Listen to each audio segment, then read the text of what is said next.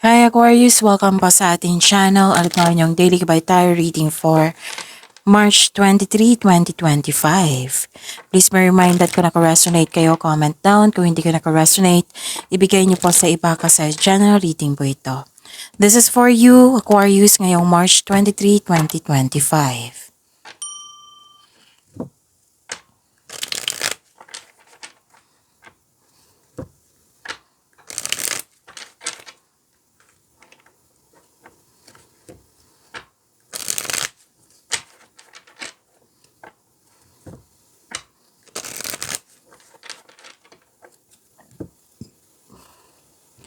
Para po ito sa inyo, Aquarius, ngayong March 23, 2025.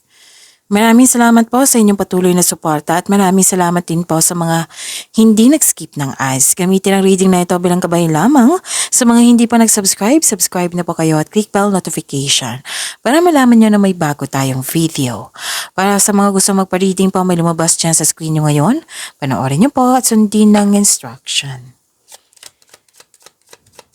Spirits Guide, mga ganap po para kay Aquarius ngayong March 23, 2025. I need 3 cards po.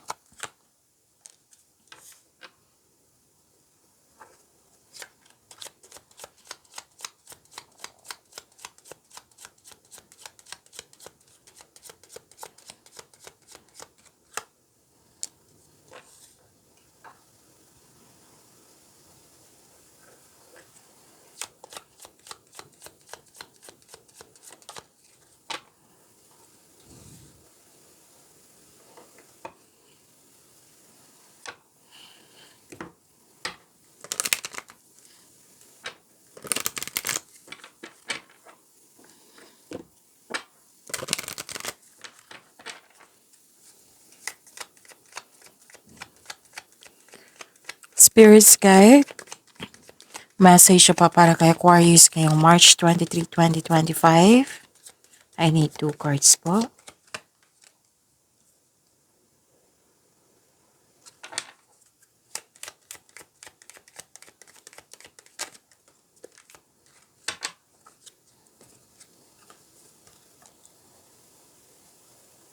Okay.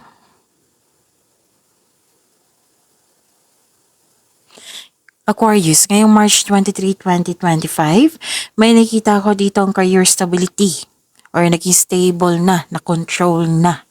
Pero then may dumating ng bagong project or opportunity ito na bibigyan mo siya ng long-term plans. At makaka-receive kayo ng good news. Wow, ang ganda. Ang ganda, actually ang ganda ng cards nyo. Nakikita ko rin dito na may paglilipat sa malayong lugar. Lilipat, paglilipat. Transition. At pwede din in-announce mo itong good news na ito sa group of people.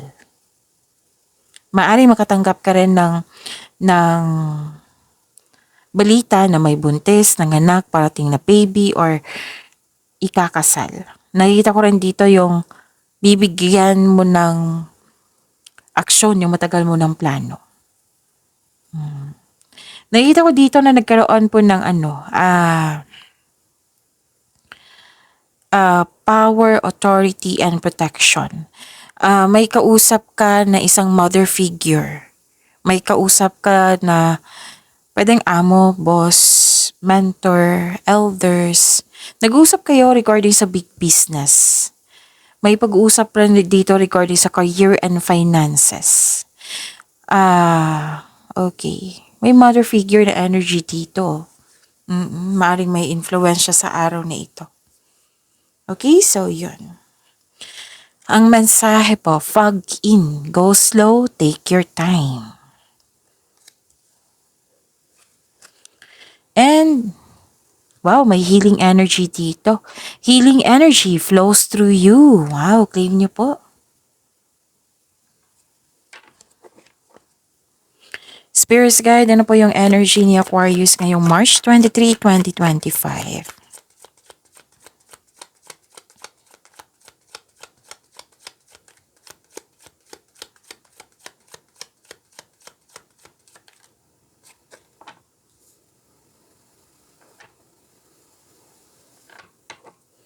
The clarification of this card po para kay Aquarius.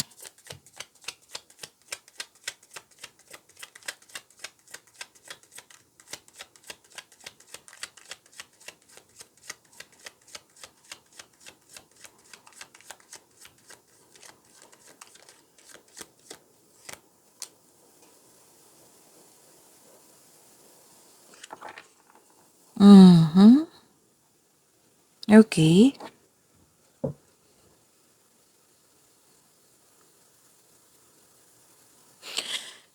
Kung may narinig kayo or may nakita kayong repeating message, meaning to say, pinupush ng cards niya yan kasi ang ilan sa inyo hindi pa binigyan ng atensyon. Na kung maaari din po, bigyan niyo po ng solusyon at aksyon. Remember, Aquarius, at the end of the day, alam mo na ikaw lang taong may kakayahan at responsable na gumawa ng sarili mong katotohanan at kinabukasan. So, ano yung energy ni Aquarius? Overwhelm, burden. Pero may completion of cycle ako nakikita dito ha. May dinadala kang mabigat na bagay. Pero nakikita ko dito na malalampasan mo rin ito, Aquarius. Don't worry. This is only temporary, just keep on going. Huwag mo daw kayo mag-say yes ng yes kung hindi naman akma sa inyong schedule. Baka say ng yes ka dyan o tanggap kayo dyan ng mga trabaho ba yan or proyekto pero hindi pala kaya sa oras. Or nabibigatan kayo, napapressure kayo. Kaya pala may dito, may mensahe para sa inyo na go slow, take your time Aquarius at magkakaroon din ng healing energy. So yun, kung hindi pa ito nangyari, alam niyo na. Huwag mag-say yes kung hindi naman akma sa inyong schedule para hindi kayo makaranas ng pag-burnout. Sa sobrang daming ginagawa, pwede din sa sobrang daming iniisip. Kasi, nakita ko kanina yung card nyo, tumalon. Sobrang busy nyo. Pwedeng sa pag-aaral, pwedeng sa trabaho. Okay? So, ask for help. Kung trabaho ito, proyekto ito, na nabibigatan ka na, ask for help para hindi mo dala lahat yung gawain. Pero nakikita ko naman dito, malapit mo na matapos yung mga ginagawa mo. Lalo na yung project. Kaya soon pwede ka na mag-bakasyon, mag-rest. Actually, may concern kayo sa isang tao. Tao to na nagbibigay ng pressure sa'yo, relying on you for emotional and financial support. At kitang-kita ko dito ang ilan sa inyo is breadwinner. Naubusan ng time para sa sarili. Habang nagtatrabaho kayo, nag-iisip kayo, magre-rest day talaga. Matatapos to, magre-rest day talaga ako. So, claim this completion of cycle. Okay? Okay. Guarded ka dito. Tahimik ka lang pero alam mo yung mga nangyari sa paligid mo. At okay. Pero protektahan mo yung sarili mo para hindi ka masaktan. Dahil may nangyari sa nakaraan po na ayaw mo nang maulit, kumbaga guarded ka na. So yung sabi ko kanina na, kalma ka lang pero nakikinig ka sa inyong paligid. So, So, di ba sabi ko sa inyo kanina na may opportunity na dumating at bibigyan mo siya ng long-term plans. Kaso nakikita ko dito na mahabang oras mo dito sa pag-iisip pwedeng choices to, pwedeng paggawa ng desisyon, pwedeng pagtanggap sa trabaho. Oo. Nag-iisip ka muna ayaw mo magkamali, pag-isipan ko muna bago ko tanggapin yan. Oo. Kasi ayaw mo nang maulit na mabibigatan ka, magkamali ka, kasi natuto ka na sa nakaraan. Kaya lang, itong pagiging guarded mo, posibleng ma-exhausted ka nito. Mabibigatan kasi it might be Marami siyang choices ako nakikita dito. Pwedeng nalilito ka. So don't hesitate too long. Makinig kayo sa inyong intuition. Kasi sa intuition, di ba, sabi ko naman sa inyo, na ang intuition, siya yung magsasabi kung ano yung susunod na hakbang. Siya din yung magtuturo kung saan yung right path patungo sa success. Siya din yung magsasabi kung may taong hindi totoo sa inyo or may nangyari na hindi mo alam, na kailangan yung malaman. Makinig kayo sa inyong intuition now. Kung bago kayo dito, kung hindi nyo pa alam kung paano makinig sa inyong intuition, i-search nyo po sa Google on how to connect your intuition kasi marami pong paraan yan. Syempre, sa legit na website. Nag-iisip ka dito, nagbabalanse ka. Kaya nga, ang card nyo dito, sabi, don't hesitate too long. Aquarius. Kasi kanina, di ba, sabi ko niyo, parang haba ng oras ng pinag-isipan niyo to. Actually, usually sa ganyan na pangyayari, Aquarius, nang malaman mo na kung magkakaroon ka ng hesitation for long hours, malilito ka na niyan. Hindi ka makagawa ng choices niyan.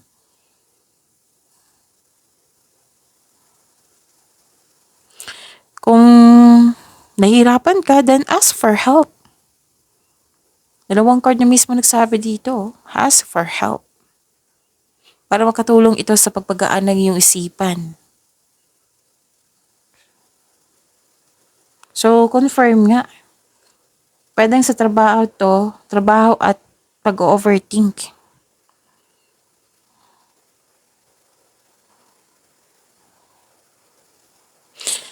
So, ask for help. Pero the best way, sabi ng card, kung ikaw mismo ang haharap sa sitwasyon na ito, tapos gagawa ng pagkilos. Pero kasi magbibigay ito ng kaginhawaan na iyong hinahanap. Only you know what is best for you. Kung makagawa kayo ng courageous choices kung ikaw ay may tiwala sa inyong sarili. Yan yung unahin yun, yung tiwala sa sarili. Guarded ka dito eh. Defensive, ayaw mo masaktan.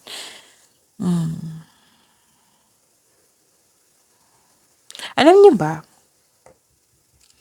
mawawala na tong hesitation na ito kung mayroon kayong konkretong plano. Magiging confident ka niyan.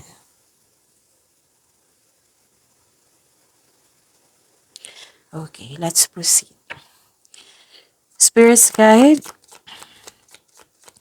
Career and Money po ni Aquarius ngayong March 23, 2025.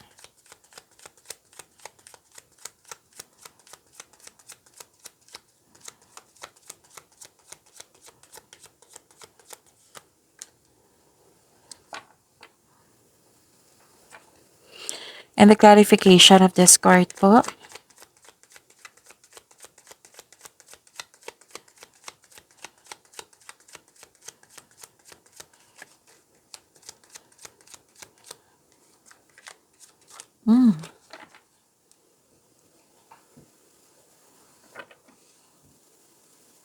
Nagbabalanse ka pa rin dito. Maaaring hindi ka pa rin nakadecide. Naghihintay ka rin, no? May waiting, may sacrifice, shifting perspective, hesitation pa rin, suspension.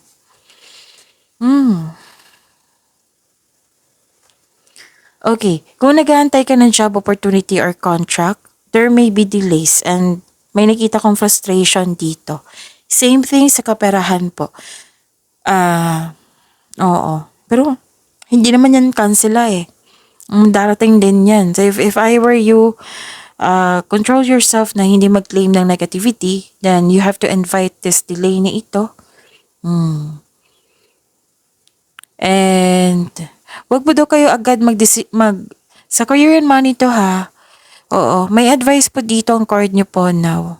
Kung maaari po na wag magdesisyon agad na mag-invest or maggasta sa isang bagay. Kasi may nakita ko ditong kaperahan nyo. Dalawang card na mismo nagsabi dito about sa kaperahan. So, kailangan nyo ng time for reflection. Take time to reflect and surrender to the present moment. as fully as you can. May parating na pagsasakripisyo or pagsusuko. Pero bagamat ha, ihanda ang sarili kung karapat dapat po ba ito. Nag-iisip ka dito pero hindi gumagalaw. So may pag-aantay, may delay. So this card asks you to try to invest your time wisely while you wait. Oo. Kailangan nyo ng, willing ka naman na magkaroon ng paghintay. Willing ka dito na, nagbigay ka ng pasensya eh. Nagbigay ka ng pasensya dito.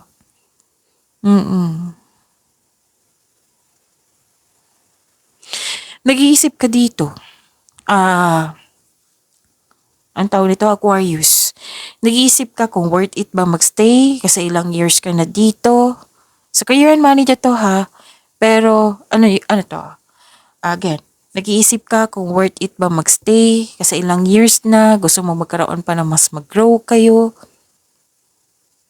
Nag-iisip ka dito.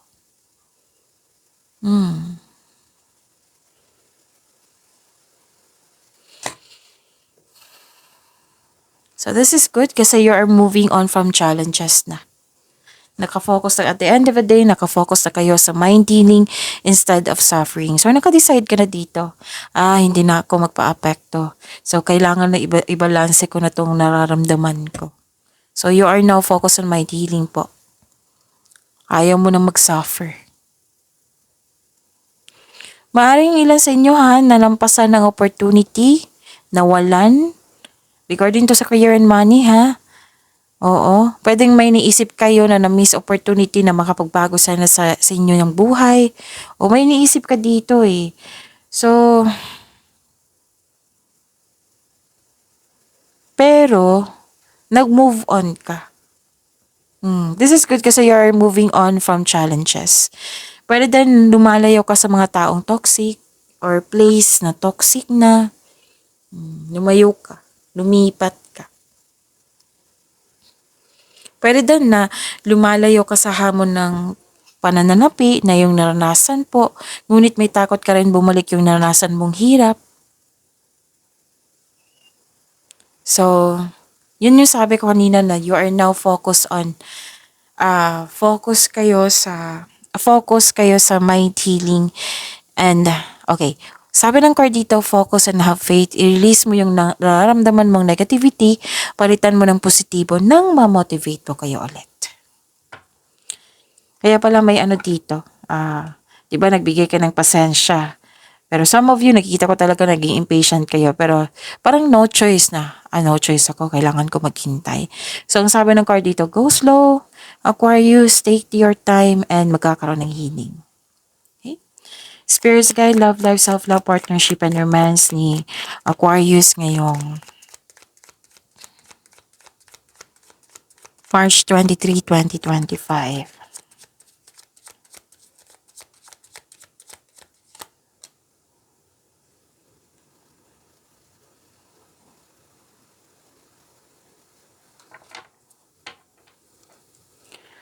The clarification of this card po.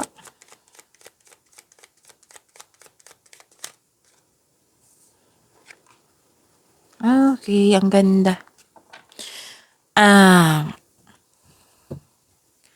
Maraming salamat po sa patuloy na tiwala sa suporta sa ating channel at maraming salamat din po sa mga hindi nag-skip ng ads.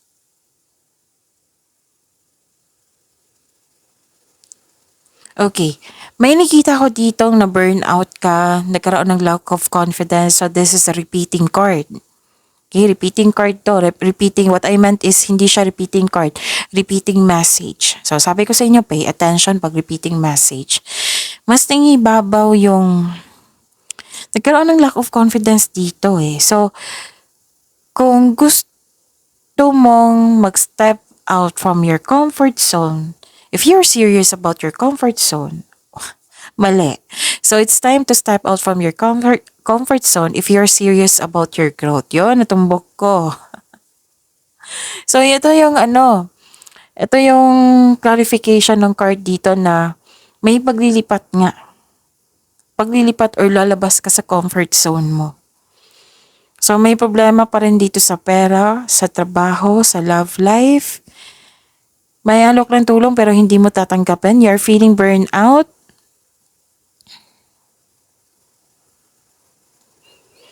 So, this card tells you taking a break won't hurt yourself. Okay, allow yourself na mag-rest kayo na para ma-re-energize kayo. Para sa pagbalik mo, ganado ka na. So, don't push yourself so hard. At the end of the day, may success ako nakikita dito. May happiness akong nakikita dito. And you deserve this. Nagkaroon nga ng panahon dito sa bata or inner child na nagbibigay ito ng happiness sa iyo. Ito yung sabi ko sa inyo kanina pa na sa oracle cards yun na may maaaring makatanggap kayo ng news na may buntis or wedding or may nanganak. So, maaari din may bonding kayo ng family mo yun or partner mo. Pwedeng may outing po. So, this is positivity, strength, satisfaction, and clarity. Ang ganda. So, yun. Pagyamanin niyo po yung blessings sa binigay sa inyo. Aquarius, see you tomorrow. Please like, subscribe, and click po button for notification para updated po kayo sa daily tarot reading natin. Maraming salamat.